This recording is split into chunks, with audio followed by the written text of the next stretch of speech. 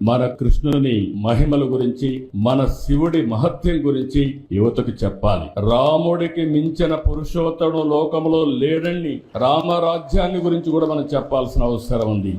Avatar cinema కంటే మన మహాభారత రామాయణ గాథలు గొప్పవని మన పిల్లలకు మనం చెప్పాల్సిన బాధ్యత ఉంది. ఇవే కాకుండా బకాసురుడు, కంసమామ లాంటి రాక్షసుల గురించి కూడా మన పిల్లలకి చెప్పాల్సిన బాధ్యత మన పైన ఉంది.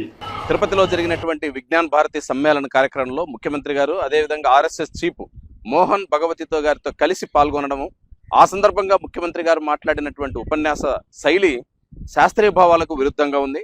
ముఖ్యంగా ఆంధ్ర రాష్ట్రంలో శాస్త్రీయ ఆలోచనలకు గత అనేక సంవత్సరాలుగా, అనేక దశాబ్దాలుగా ఇది పెట్టింది పేరు. ఇక్కడ మూఢనమ్మకాలకు వ్యతిరేకంగా జరిగిన సంఘ సంస్కరణోద్యమాలు ప్రతిష్టాత్మకమైనటివి. భారతదేశ వ్యాప్తంగా ప్రభావితం కలిగించినటువంటి అనేక సంఘ సంస్కరణ ఉద్యమాలకు పుట్టినిల్లు ఉమ్మడి తెలుగు రాష్ట్రం. అట్లాంటి రాష్ట్రాల్లో ఆంధ్రప్రదేశ్ ముఖ్యమంత్రిగా ఉంటూ అశాస్త్రీయ భావాలనే తన సిద్ధాంతంగా భావించేటువంటి ఆర్ఎస్ఎస్తో కలిసి నిన్న తిరుపతిలో ఆయన ఉపన్యాసం చేయడం జరిగింది. ఆ ఉపన్యాసం సందర్భంగా మన భారత సంస్కృతిని, భారతదేశంలో అనేక మంది విజ్ఞానవేత్తలు ఏదైతే తమ పరిశోధనల ద్వారా ఆనాడుండే పరిమితమైనటువంటి వనరులను ఉపయోగించుకొని విజ్ఞానాన్ని వెదజల్లి సమాజ అభివృద్ధికి తోడ్పడినారో వాటిని పురాణ పురుషులుగా వక్రీకరించి మాట్లాడడం అనేది చాలా ఆశ్చర్యకరం. ఎందుకంటే పురాణాలకు విజ్ఞానానికి రెండిటికి పొంతన కుదరదు. పురాణం వ్యక్తిగత విశ్వాసం, విజ్ఞానం సామూహికమైనటువంటి కృషి వల్ల ఏర్పడినటువంటి జ్ఞానం.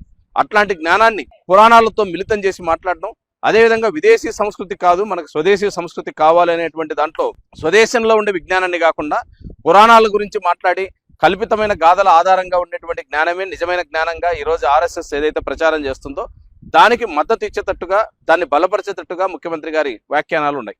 అదేవిధంగా ఈరోజు రాజ్యాంగం మనకు ప్రసాదించింది జ్ఞానవంతమైన సైంటిఫిక్ టెంపర్. ఈరోజు సమాజంలో అభివృద్ధి దాని ద్వారానే సమాజం అభివృద్ధి చెందుతుంది అనేది మన రాజ్యాంగం చెప్పింది. కానీ దానికి విరుద్ధంగా నిన్న జరిగినటువంటి సభలో ఆయన మాట్లాడిన తీరు ఉంది.